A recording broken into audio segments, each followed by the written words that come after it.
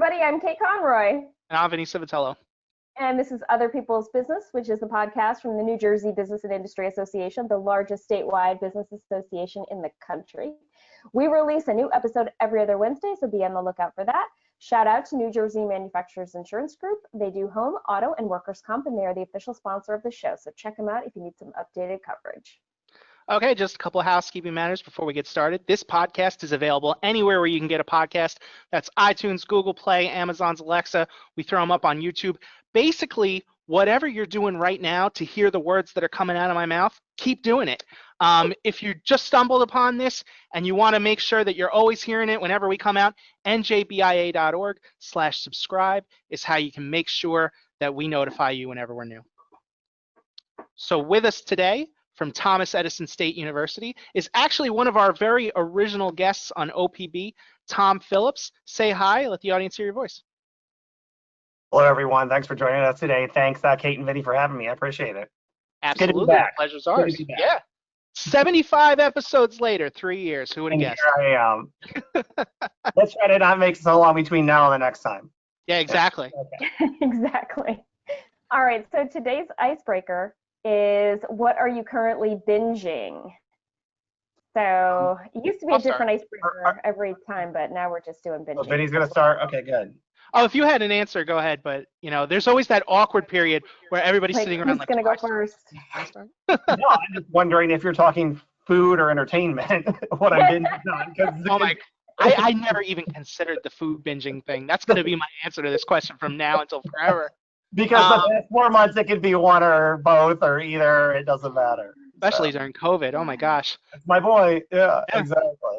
No, I've recently been binging, and I just finished it, the Umbrella Academy season 2. In fact, I went through it, got to the end, and then I wanted to read ahead, so I picked up the books and binged through them, and now I'm caught up on both the show and the books. So yeah.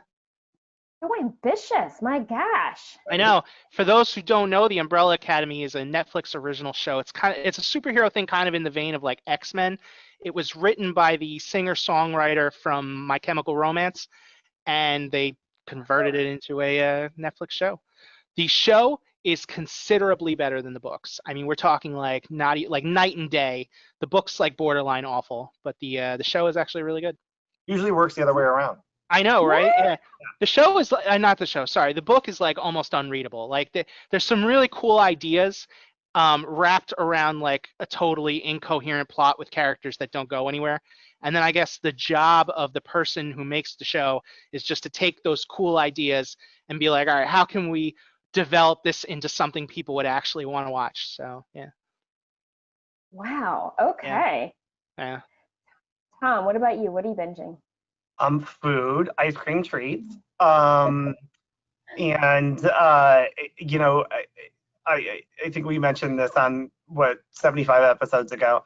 I am a huge fan of women's basketball, and so the WNBA starting off in their Wobble has been great, especially since there's games every single day and they're doing double headers on TV. So it's been a fun little respite for me, and especially since their platform right now in doing this is nothing. They're doing continuous social justice issues. They're all about social justice and telling the stories, and it's a really cool thing to watch these women just, you know, do what they need to do for a sport that they love and causes that they're passionate about. So it's been a really cool thing to watch and see, not just the talent level that it takes to be a professional athlete, but their social justice cause that they're bringing to the forefront has been especially fun to watch at the same time. So it's been incredibly entertaining, actually. So it's been fun. How are they incorporating the social justice into the thing? I'd love to tell you that I'm watching the WNBA, but I'm going to be admitted and just that's say okay. Not, so. So what they've been doing is they've really gone into the Say Her Name movement as part of the Black Lives Matter movement, and they've been focusing. They have Black Lives Matter on all the courts, and they do they highlight, especially over the weekends, an African American woman who has been killed by police. People may not know, that people aren't talking about. They all have Breonna Taylor's name on the back of their jerseys, every team below their own last name, to highlight some of those social justice issues that we're seeing going around the country now. And it's really kind of cool that, you know, they've been given this platform at this time to use their voices, and it's really being done pretty artfully. They've made a full-on commitment. They've got a full social justice committee in the Wobble, and it's been really kind of interesting. And for whatever reason, we're hearing a lot more of their personal stories too, which is really kind of a cool thing as well. The players' personal stories? Yeah, players' personal stories. I hear a lot more now about, you know, their who they're married to. I was watching a Chicago Sky game the other night, and they were talking about Courtney Vandersloot, who's the team leader in assist, and she gets to assist to the leading scorer, who's Allie Quigley, and they're married. I never knew that. Wow. You know, they're like, how cool is that? You get to the leading assist leader, the team assist leader gets to do the team leading scorer, and they happen to be married. And because of that, they get to be in the Wobble together. Because the teams have to reside together as a unit. The teams do. So, but they talked about how some other couples are on different teams. Some other WNBA players are married and they're on different teams, so they have to be a part in the Wobble. But they all kind of come together for social issues and things like that. It's been really cool to watch. And Can I ask a really dumb question? This Yeah. is going to reveal just how not a sports guy I am these days. What's a Wobble? Well, they've called it the Wobble. Sounds like an awesome name, to tell you the truth, whatever it is. It came to light because the NBA is in Florida doing something very similar, and they called it the Bubble. But it's the women's bubble, so the Wobble. The Wobble. I love it. They call it the Wobble. That's awesome. They're literally there. That's what they do. They're living there. 75% of the games that they're playing in this very truncated season are being played with only 24 hours rest, which is almost unheard of. It just have to give their bodies enough time to rest. But they're doing it, and the fact that they're doing it with the social justice cause at the forefront of it has just been it's a very conscious decision, and it's been really pretty amazing to watch them. I've been watching them for years, but you see it all in a very different light. Plus, there's no fans in the stands, which is so bizarre to me, and it's so weird to watch a basketball game with no fans in the stands, and they try to pipe in noise like it's a crowd noise or whatever, but.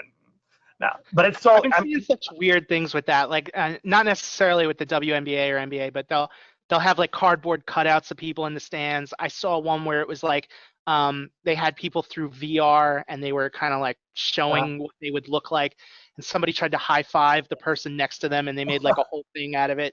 Yeah, but yeah, it's weird times in which we live in. Well, I think a lot of that too. They put the people in the stands and cardboards for depth.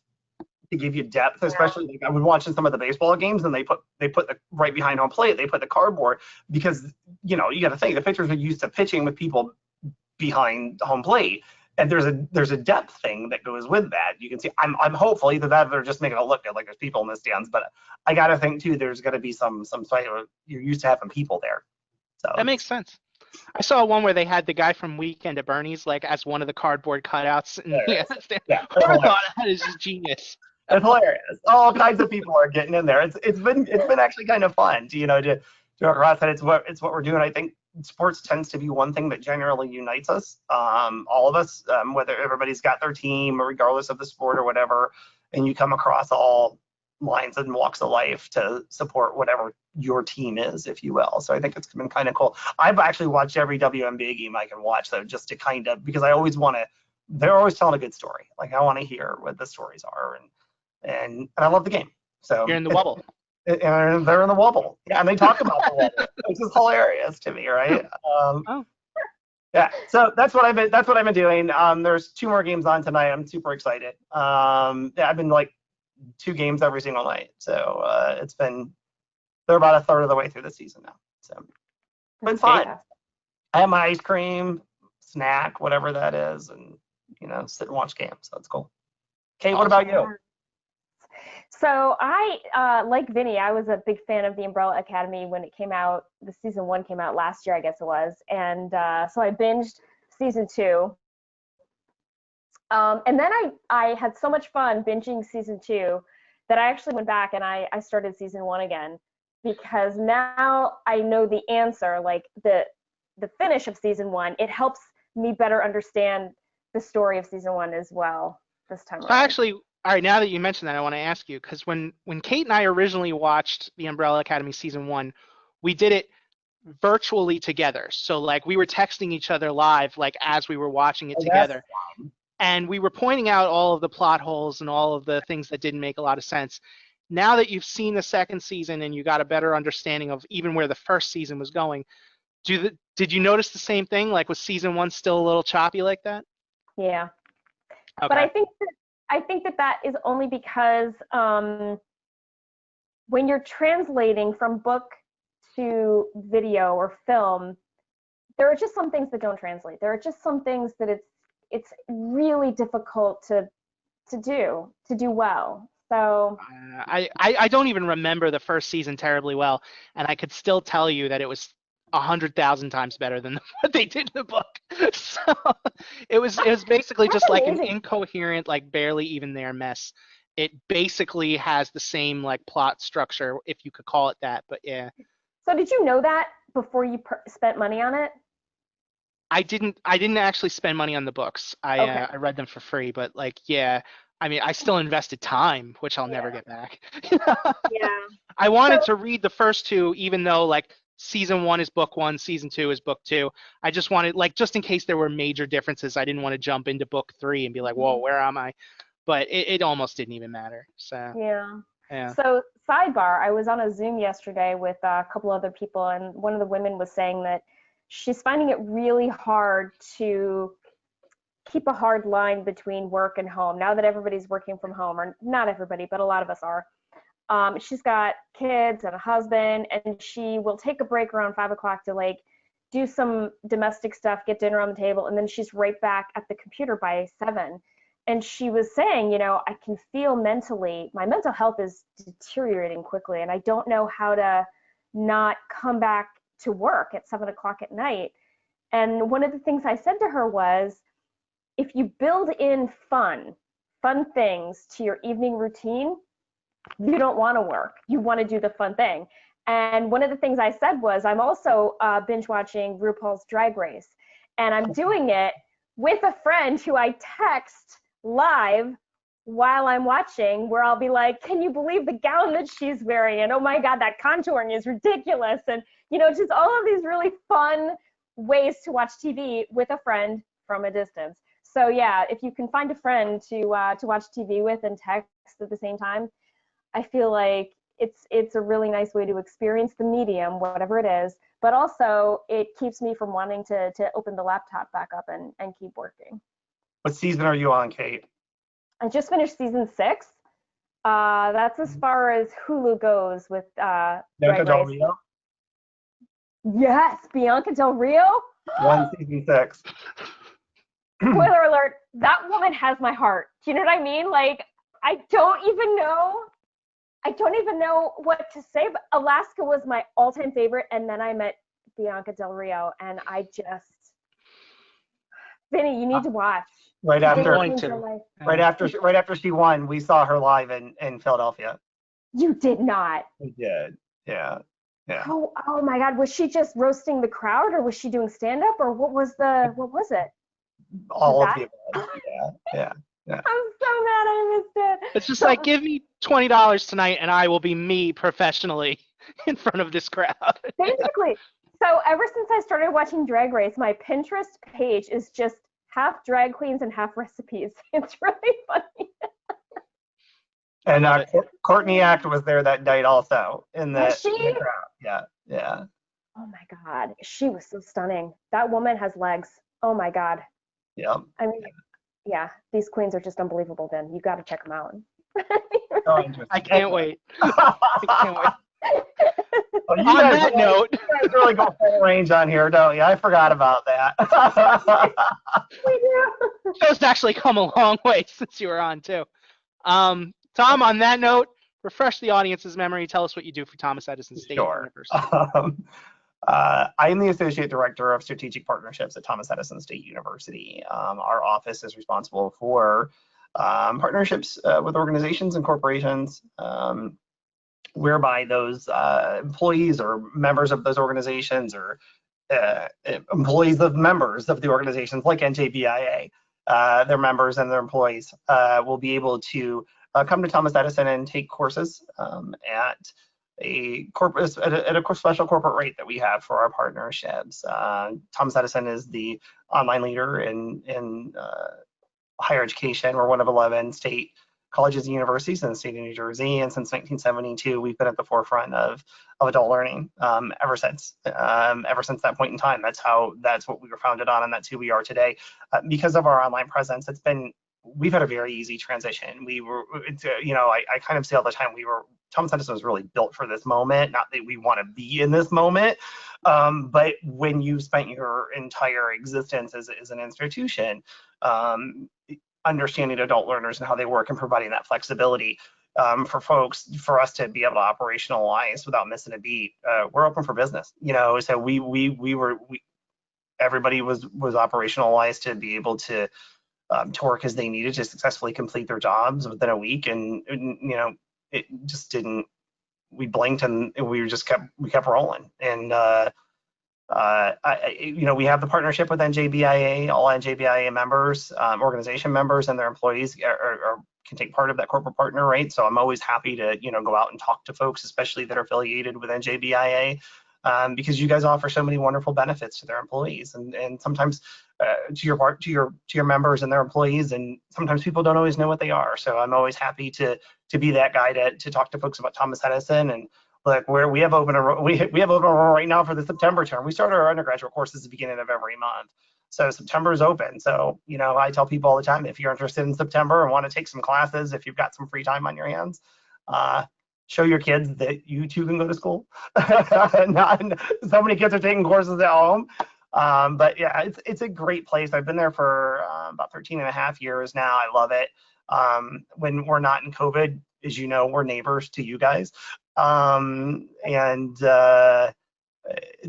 a real special, it's a special place, and I'm grateful to be able to work with our corporate partners and our students alike. So it's a good gig. I work at a great place with some wonderful people that really believe in what we do and how we do it. So it's really pretty exciting. That's fantastic. Yeah. I can't say enough about my colleagues and our leadership and what we've done to be able to be in this moment and transition and still, provide that level of service and passion and what we do as an institution to help adult learners achieve their educational goals. And it ultimately helps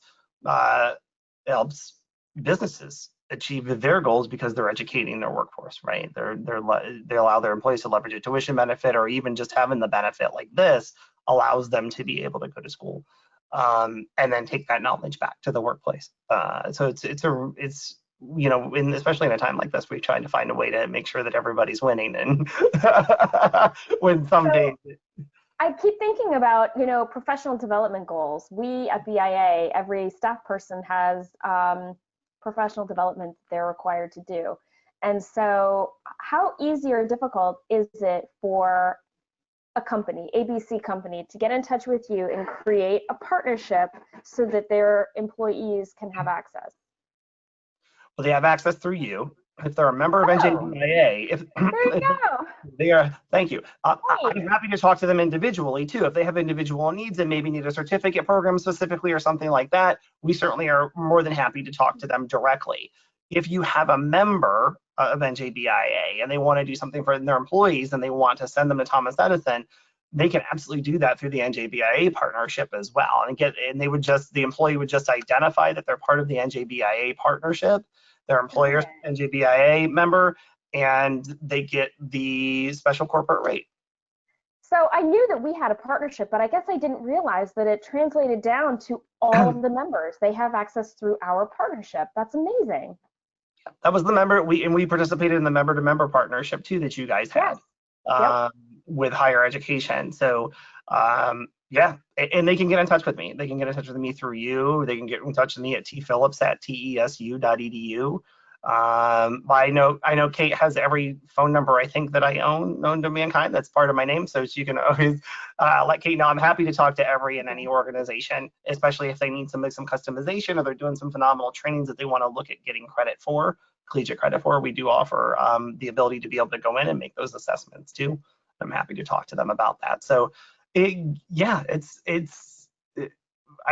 don't think I think we cover all the bases with regard to that. We want to make sure that this opportunity exists, and we're incredibly proud of it, and we're proud to be a partner with NJBIA. Fantastic. Have you found that you've had to provide, I know that you guys didn't necessarily need to make any changes to your model. Have you needed to provide any extra support to your students or anything? I think there's some more, I think the support is we're getting new students that hadn't thought about going back to school, but now that they had time freed up in this moment. So it's the same level of service, but obviously there are heightened sensitivities around, I'm unsure where this is going to take me, but I know that I want to advance myself. So those types of things are a little bit different now. But the questions that we get from our students or adult learners are always very consistent. You know, they want to be as efficient as possible with attaining their degree. You know, I've heard, I got credit back in the 1980s. You're never going to take that. Try me. Let's see. Send it in. Give us what you got. Because the reality of the situation is we want to make sure that you have credit for what you already know, whether that comes in the form of credit that you've already earned at another institution, or whether you do it through our Thomas Edison Credit by Examination program, where you can take an exam at a incredibly, I think, affordable rate to say, hey, I already have knowledge in this area. I'm looking at the syllabus. I can take this exam and test out, and you get your 3 credits. Through prior learning assessment portfolios that folks can put together to earn credit. So there's a variety of different ways that we make it available just to provide that flexibility, because everybody's angst and possibly going back to school is a little bit different, but we want to make sure that we find a way to package all that prior knowledge into an incredibly valuable degree program for that person. So yeah, a lot of times they don't know because we don't have I always joke, I'm like, sometimes we talk about being one of the 11, you know, colleges and universities in the state of New Jersey, but people don't know because I say we don't have a mascot. Like, we have a sports team, we don't have a mascot. We're online, right? We have what's that? I said you should work on that. Yeah. You don't need a team to have a mascot, you know. Well, that's true. Yeah, we don't. But because we, you know, people don't know, you know, your sports teams aren't making the papers or social media or whatever. So we are a little bit different in the fact that, you know, all of our students are adult learners, and it's pretty exciting. And we find a lot of students are taking advantage of the time that they have now too to come back to school. We've got a lot of squirrels and pigeons around here. I recommend one of the 2 of those. Squirrels and pigeons. Yeah, just one of the 2. You know, I'm giving you some options. All right, thanks. Yeah, we'll run that Fashion University leadership. The Trenton wildlife. Yes, exactly. So I hear, you know, by the time this airs, we will have already had a Diversity and Inclusion Council meeting. But I think right now, maybe not so much just yet. But I hear that you are a new chair. So why don't you give me a little about that? Kate might be able to give you a little bit more about this, but no, Kate had reached out to me with regard to this wonderful council that NJBIA had created. Much like many things in life that happened just before COVID, the wonderful plans that NJBIA had in store changed. So she had approached me and about that, and it's near and dear to my heart, and Kate was well aware of that from our relationship for many years of being a partner with NJBIA, and I was thrilled, absolutely thrilled to be part of it and to be in this position. It's still, you know, when we talk to various people and you're trying to schedule time for folks to come in and speak at our monthly sessions and do that.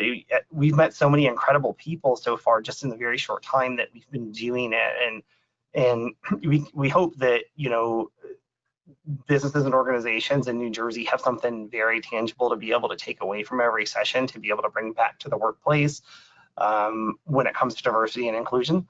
And I think Kate already knew how I feel about those types of social issues when we're talking about that. And prior to doing partnerships too, full disclosure, I spent nearly 2 decades in human resources, so in higher education. So I think when you look at HR and higher education and diversity inclusion being even prior to what we're looking at now with social justice issues, always being at the forefront, and diversity and diversity of thought as well.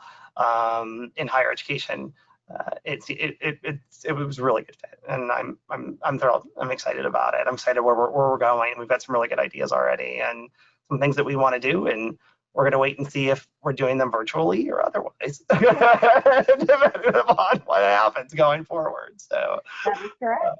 but we're going to roll with it. We're going to roll with it and bring valuable issues. Everybody that we're talking to has some really valuable stories and some issues that they want to bring to the forefront. And we've already had one monthly speaker already. She was amazing, Elizabeth Williams Riley, absolutely amazing speaker. I highly recommend anybody to go back and watch it.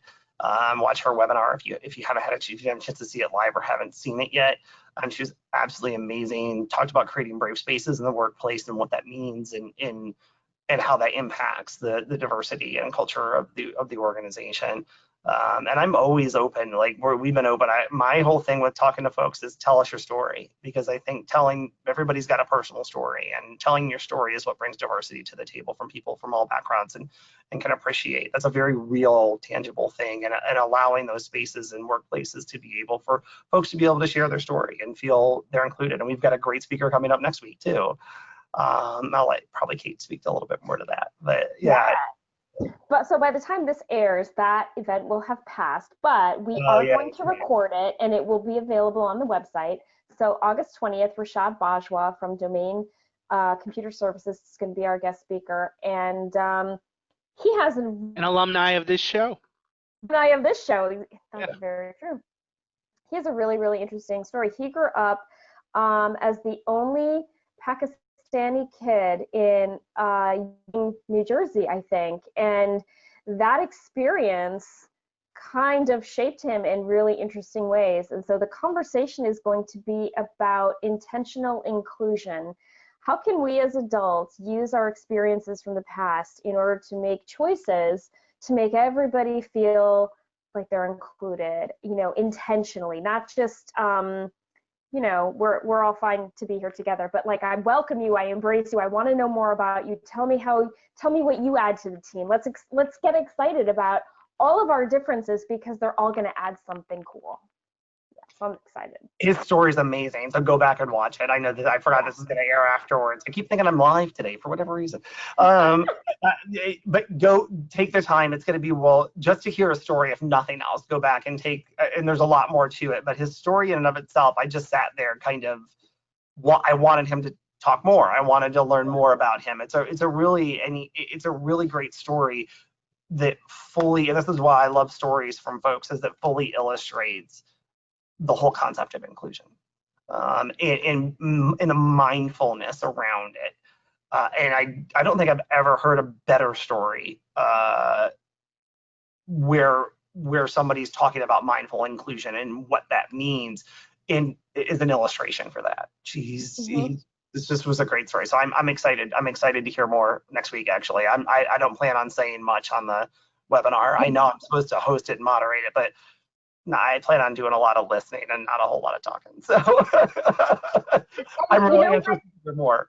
It's funny that you say that, because I've been listening to all kinds of podcasts lately, and one of the things that somebody said recently is that, when I look at the world and I think about what is my work here in this world to make it a better place, sometimes my work is to listen. My work is just to listen and better understand where the person is coming from. And I think that is such a valuable and legitimate way to look at the world. So I love that you just said that. I think that's exactly we are like this, you and I. I speak Kate. I tell her all the time, I speak Kate. Vinny, I'm sure you speak Kate by now too, but yeah, I mean, we all speak 75 Kate. episodes later, I think I learned. You guys are both fluent. Actually, I think this is 77 now, so there you go. Yeah. No, it's a great. It's been it's been a couple months, and I feel like that we're dealing in COVID time. It's like Eastern time, Central, Mountain, Pacific, COVID time. We're dealing COVID time right now, and so days feel like weeks, weeks feel like 3 hours. Right. But I think we've been doing this for a couple months, Kate. Yeah. And Yeah. we're building a phenomenal council. We're in the process of doing that, and we're building phenomenal programs, and it's just people talk all the time. Sometimes in a moment like this, people are like, I don't know if this is the best time to do something like that, but I think this is the right time to do this. This is the right time to be bringing diversity and inclusion. I mean, my institution is just phenomenal at it. We talk about diversity and inclusion, we live it, we embrace it, and it's been that way in all 13 years I've been there. It's been just a great place to work, and so to be able to have that same level, you hope on some level that other organizations are experiencing what I'm experiencing, right? That inclusion and the diversity of thought and the diversity of people and welcoming all of that and putting our arms around it. I want that for other organizations, businesses, organizations in the state of New Jersey. And so in that regard, it's been super fun. It's been a lot of fun so far. And Kate and I have a good time, regardless of what we're talking about or what we're doing. So this makes it real simple and real easy. So it just flows, and it's been a really great experience so far. And I know we've got some good stuff lined up. So I'm super excited about it. But yes, the short answer of that is yes. I'm the new chair of the. Well done. After everybody. Oh my gosh.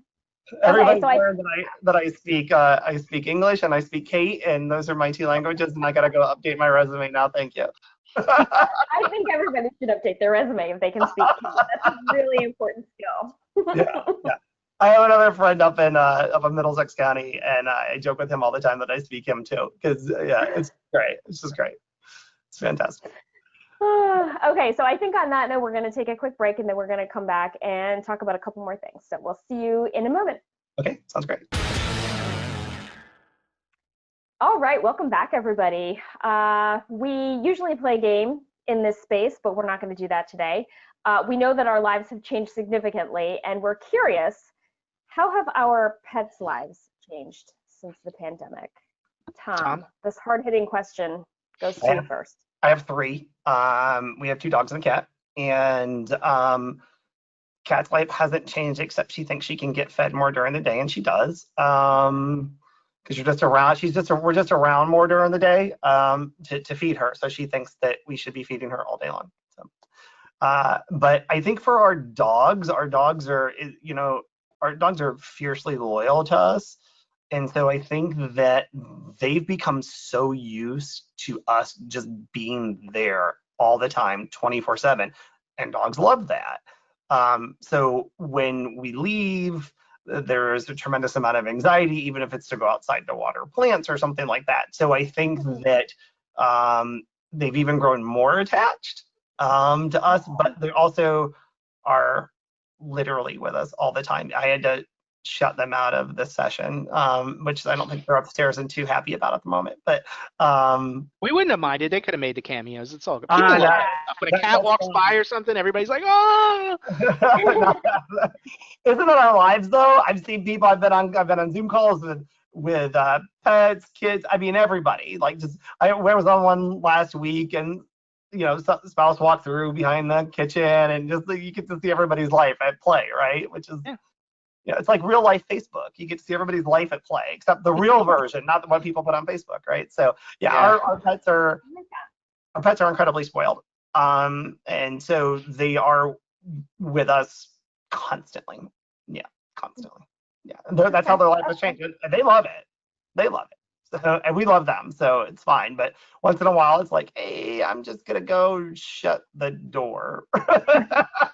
For a second, I'll be back out. But yeah, I need a break. How about you guys with pets? So my dog straight hates me now. Like, it used to be, okay, so we would go off to work and then we'd walk her when we got home and, but then during COVID, I guess when she knows we're here, there's an expectation that we're going to be taking her for walks a little bit more often than when we're not. So I was doing it because when I didn't, there was pee on the floor and stuff, and I'm running out of the materials to clean this stuff. That's become so difficult to get. So I started getting my dog on like a every 2.5 hour or less schedule, and then the heat wave hit. Like it's been 90. As of the time we're recording this, it's been like 95 outside for weeks, and so she was not having that. I had to like drag her out of the house, So now when I go to get up out of my chair and she thinks I'm heading for the door, she scrambles and hides from me as quickly as she can. So yeah. Oh, wow.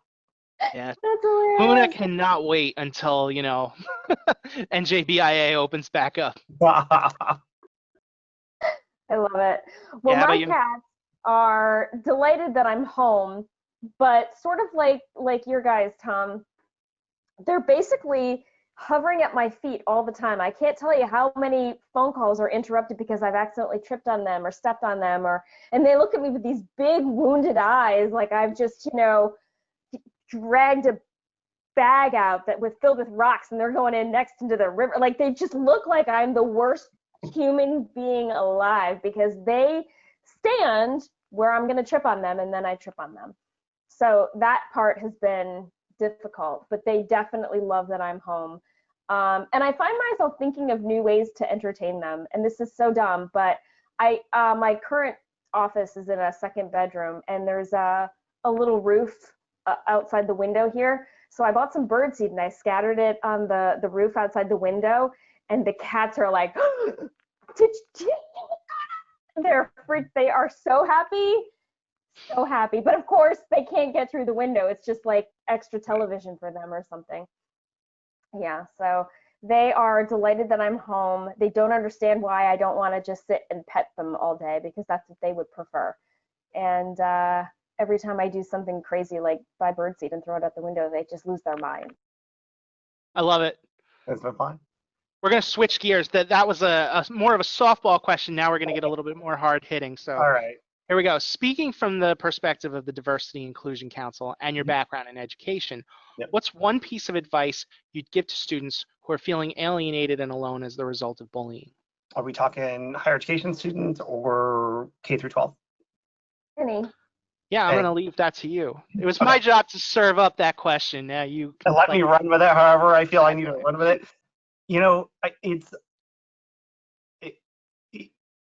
It's a topic close to home for me in that I grew up a different child in a small town of 2,000 people. I still have my closest friends to this day are some people I grew up with. There's a group of us that have been friends ever since birth. So I don't want to kind of rule that out, but being different in a place and having been bullied to a certain extent, and not really spoke up about it. And I think that one of the things that, and just for full context, I'm in the LGBTQ community, and so being in a very small town, rural town in America, growing up as an LGBTQ child, it's being different in that regard then. And you got to think this is, and I'm going to date myself, but this is the 70s and early 80s. Very different, I think, than now, but still exists, right? It's still pervasive. I know a lot has been made of safe spaces, but I think that that's really important. And I think that what I would tell anybody, I don't even know if it's relegated to students, is to find that place that's safe for you and speak up and find your place where you belong and let it be known that this is happening to you and seek the help that you need to help you on your own personal journey and your path to make you whole. in whatever that means for you. But do it in a healthy way, and do it where you know you have the support, and speak up, because living with that internally and not doing anything about it, that's tough. I mean, that's hard. That's tough. And I think that your ability to be able to, when you're being bullied, is, who do I trust, right? Who do I trust? But do what you need to do to find that space to be able to do that for yourself. And I think it becomes incumbent on folks then, when somebody does come forward and says this is happening, to be able to provide that space, help them provide the space where they can be themselves, the best version of themselves, whatever that is.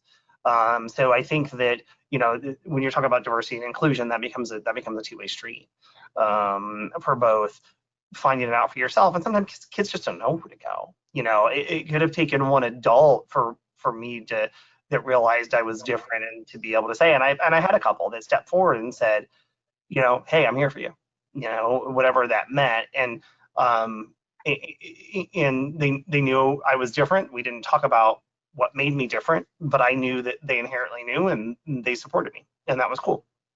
So you find those safe spaces for people to talk. And I know people, like I said, have juggled that term around safe space, but I don't take that lightly.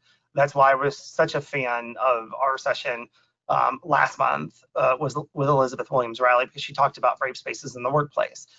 It's really creating that space and opportunity for you to be the best version of yourself. And sometimes if it's a child that's being bullied, sometimes it becomes incumbent on the adults in the room to be able to take notice of that and to assist that child. But then again, like when we talk about teenagers and things like that, I have a 15-year-old nephew. I talk to him all the time, that if you feel like you're being bullied or feel out of place or whatever the case may be, I need for you to reach out to me. This is a place. My home is a place. I am a place where you get to be the best version of yourself, whatever that is, and it comes without condition. And I'll be more than happy, as long as you're making yourself happy and not at the expense of somebody else, and you're not doing it to somebody else. This is your place. This is your place. And I think it becomes incumbent on the adults in the room to be able to say that. So it's finding your space and helping others find their space for them when they may not know what it is. Kate, correct me if I'm wrong, but if somebody wants to join the Diversity and Inclusion Council, it was njbia.org/events? That is correct. Okay. That is correct. Then Tom, tell everybody how they could get a hold of you if they want to talk partnerships. Partnerships, there we go. You can reach me at Phillips, TPHILLIPS, at TESU for Thomas Edison State University.edu. Reach out to me by email. I think that's the best way. When I respond, you'll have my phone number and everything. But I'll give you a phone number real quick. It's 609-984-7188, extension 3497. And I know Kate and I will continue to be working with the diversity and inclusion piece too, and I look forward to having many more people on the events as we grow them as well. So absolutely. Thank you so much. Thank you to our listeners, especially subscribers. We so appreciate the support. Thank you to New Jersey Manufacturers Insurance Group, the official sponsor of the show. They do home, auto, and workers' comp, so check them out if you need some updated coverage. And finally, thank you to Tom Phillips of Thomas Edison State University and the brand new chair of our Diversity and Inclusion Council for joining us today. It was such a treat to have you. Thank you, guys. The treat was mine. It's always great to see where our conversations go. Exactly. We'll try to have you on much faster than 77 episodes later. Thanks. Yeah, that'd be great. No, thank you guys. You guys are great. I love your episodes, and you guys have you guys have built this program into a monster, which is cool. And I'm really so happy to be part of it. And you guys are total fun, and you really understand though the needs of the larger business community, and you know how to have a good time doing it. So it's always my pleasure to be on with you guys. You guys have done a great job with this program. I look forward to doing it again. Thank you so much. Thank you so much. Thanks, guys.